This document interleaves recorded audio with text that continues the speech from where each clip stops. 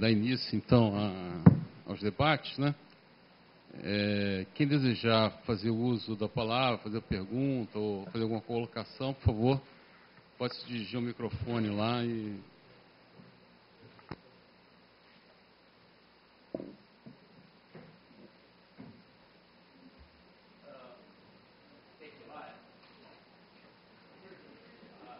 Ser gravado. Existe uma coisa em estruturas, especialmente de pontes, que é o problema das lajes, né? E sujeito a cisalhamento, momento, força normal, não sei o que mais, não sei o que mais. O CB e outras normas modernas usam esse dimensionamento, você sabe muito bem como é que é isso, com problemas de divisão da placa em uma dimensão de um terço para cima, uma dimensão para baixo. É um negócio extremamente complexo, né?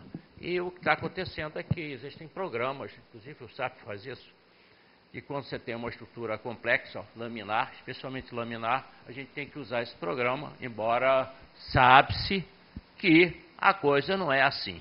Agora, se você vai fazer um negócio complicado, simplificado, para usar e dimensionar isso, a coisa fica complicada.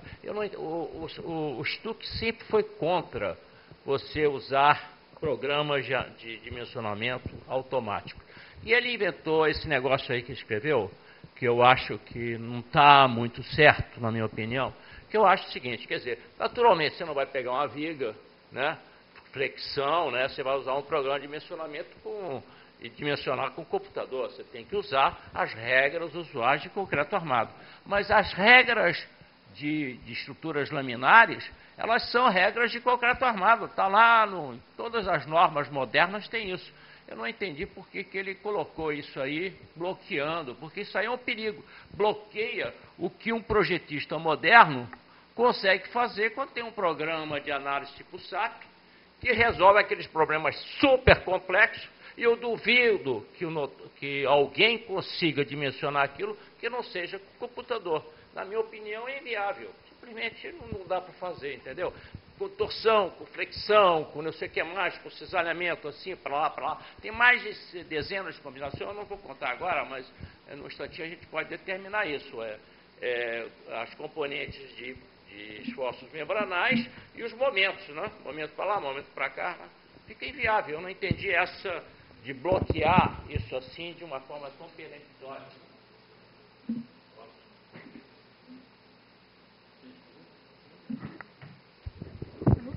Bom, eu não sei se você... Não, eu vou na mesma direção. Você Okay. pode responder junto. Completamente com o Hernani. Não é? É impossível se resolver problemas em estado múltiplo de tensões e complexos, né, de associação de laje, vigas e tal, sem te usar ferramentas modernas como os programas, né, de análise estrutural, tensões.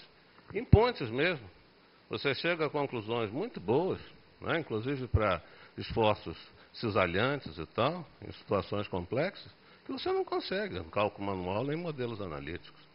Não é? É certo que fica complicado calcular os esforços seccionais, mas não é tão complicado. Você pode fazer a integração nas seções, é o que eu tenho feito, com economias vantajosas.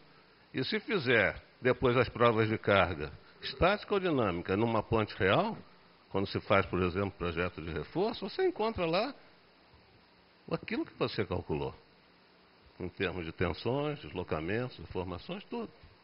Não é? Então, eu acho que isto é um bloqueio, inclusive, que não estão nas normas estrangeiras, que, na verdade, as normas estrangeiras motivam modernamente a se utilizar os métodos de cálculo avançados, né? As nossas normas vão contra toda a nossa capacidade de cálculo atual. Eu quero contestar também isso. Aliás, um outro ponto, depois você comenta, mas a pergunta sobre, não entendi nada sobre vento com desaprumo. Isso é uma confusão, geral, uma confusão. Entendeu? Desaprumo é para efeito de segunda ordem, é carga vertical. Vento você tem que pôr tudo junto. E depois eu gastei um dinheirão dos outros, né? Com aço de proteção, trabalhando com 0,70 a 74 na tensão de ruptura. Não é porque eu tinha feito projeto com 0,80, 0,85, como eu aprendi, fiz no passado, estava fazendo, e agora tem que voltar tudo. Ótimo, gostei também. Uma boa mudança. Olha, eu tenho muitas coisas contra essa norma, há muitos anos. Bom, então vamos tentar. Bom, a briga do Hernani com o Stuka não vai ficar no meio que nem o marisco no rochedo, tá certo? Bom, eu acho que talvez o texto que foi colocado, não sei se eu coloquei muito apressadamente, em nenhum lugar se falou em proibir elemento finito. O que está lá é exatamente o que o Ronaldo falou, e nós já vimos. Faz uma viga com elementos finitos, o que você tem? Tensõezinhas de compressão, tensõezinhas de atração. Aí você vai botar armadurazinhas ao longo? Então é a integração das tensões. Então, eu acho que a preocupação do Stuck não foi com relação a isso. Foi principalmente com programas tipo o do Chervenka.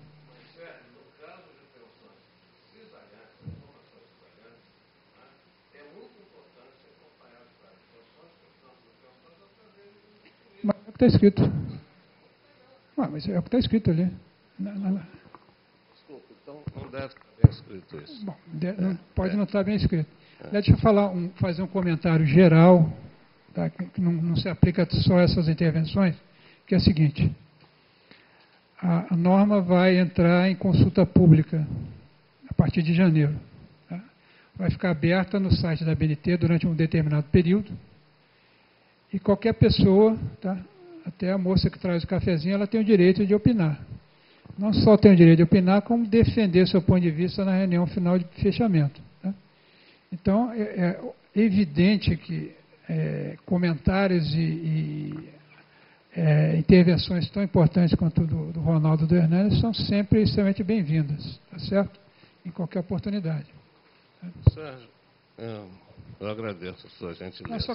Só completando a coisa do modelo, existe uma filosofia que está explicitada no FIB 2010, que é liderada pelo Chervenka, que é o tcheco, que tem um programa que faz uma análise de segurança global da estrutura, sem entrar no mérito se é flexão, se é cisalhamento, quer dizer, sem.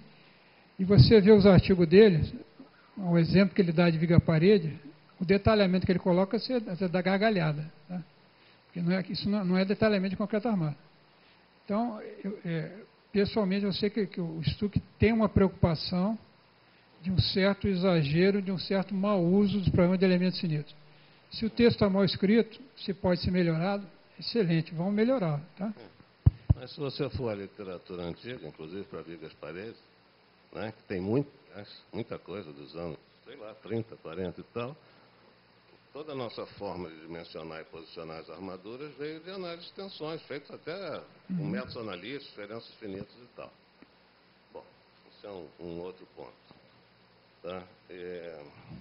Eu quero perguntar a você o seguinte, Sérgio, você que faz parte do comitê e tal, né? Toda norma de projetos, ainda mais estrutura em concreto armado, né, que é um material composto, complicadíssimo, tem que ser baseada, validada, tudo que é proposto, ou pelo menos a maior parte, em ensaios experimentais. Especialmente agora que a gente caminha para concreto, né? Já caminhou, aliás, bastante para concreto de alta resistência.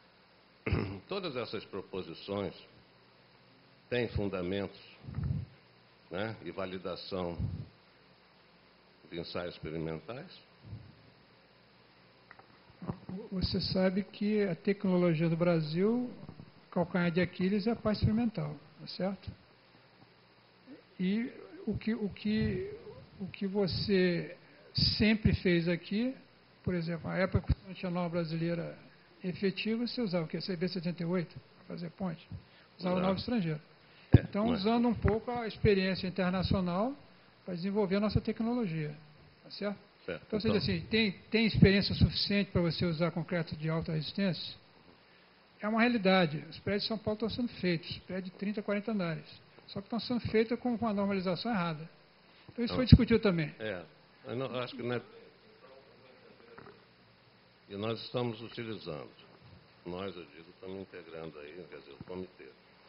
norma está se utilizando de conhecimentos, experiências, né, feitas no estrangeiro, assim como nós fizemos no passado com as nossas normas, já que também não fazíamos tudo aqui, né, que são baseadas, por exemplo, pegar as normas europeias, são baseadas muito e validadas por ensaios experimentais, nós estamos pegando essas experiências e trazendo então para a nossa norma, é isso? Exatamente. Tá Nessa parte de mencionamento da flexão, está sendo integralmente trazida do Eurocode. Tá bom, Sérgio, obrigado. Parabéns pela ação. Eu posso fazer uma outra pergunta? Ô Sérgio, existe uma coisa aqui no Brasil que sempre me preocupou. Eu vou dizer uma coisa a você, o que é um pouco de história. Na Ponte Niterói, foi uma das maiores obras de concreto protendido.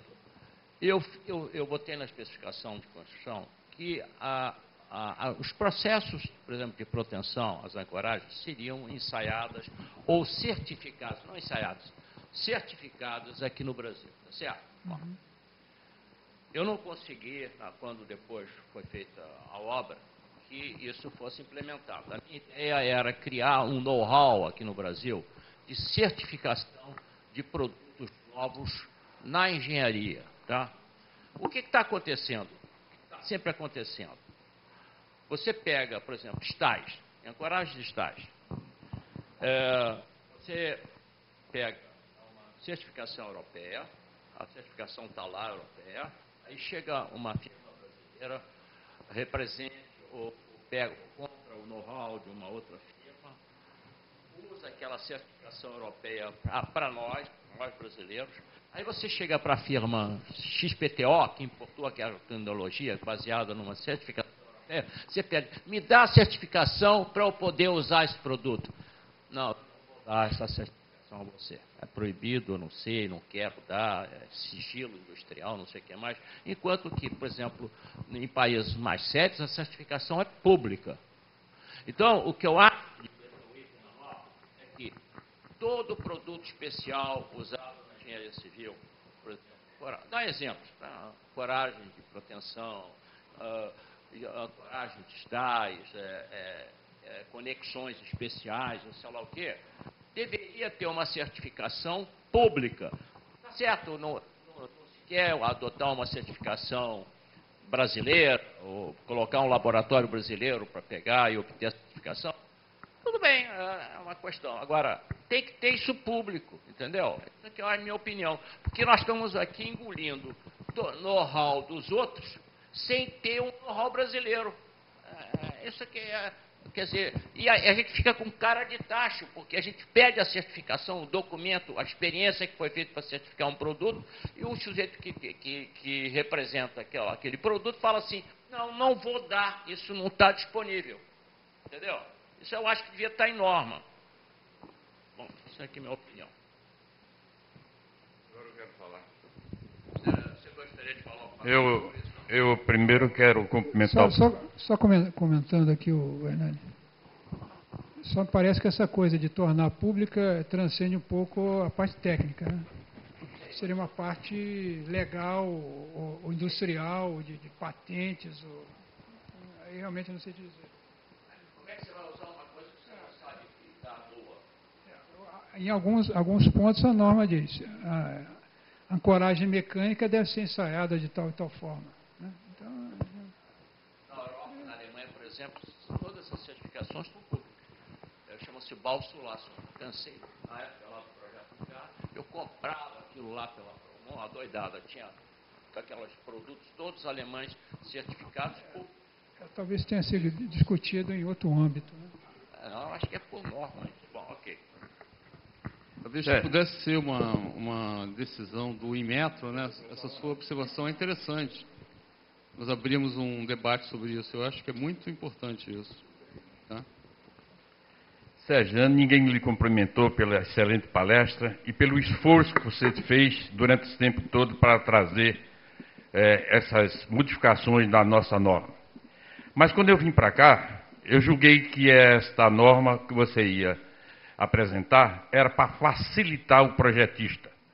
E eu estou decepcionado. Complicou mais a barra. Ninguém consegue mais fazer os cálculos hoje na mão. E o engenheiro que não faz cálculo na mão, ele não tem noção de grandeza. A aplicação indiscriminada de programas de computadores tem que ser revistas. Não pode nenhum órgão contratante simplesmente entregar um projeto a um projetista que se diz entender profundamente de computador, mas não entender do detalhe. Nós não executamos, Sérgio, a memória de cálculo, nem computador, e mais o projetista no meio. Nós não enterramos. Nós construímos a obra que está detalhada. E ela tem que ser detalhada. Isso é a introdução. Segundo, para surpresa minha, eu não sei como se pode deixar o FCK com valores, porque ele é função do agregado, da quantidade de cimento, enfim, da dosagem do concreto. É aquela expressão que estava na norma, que é tirada da UACI, poderia ficar, mas isso aí foi resolvido. Mas eu acho que é um complicador. Outro fator, 99% das pontes projetadas no Brasil, em concreto pretendido, a proteção é dada com 3 dias. Então, o FCK que você apresentou, e continua aqui na norma, estou com ela aqui, maior ou igual a 7 dias. Todo engenheiro do Brasil aplica essa expressão, 5.600 raiz quadrada de FCK. E aí, embora a norma proíba. Outro fator também é o problema da proteção. Eu estou dizendo assim, de uma forma geral, porque eu acho que a revisão não está completa, como você mesmo focalizou. Outro, bom, eu não vou tomar tempo demais, mas eu tenho 1001 coisas para falar sobre a norma, porque eu acho que ela é importante para nós brasileiros.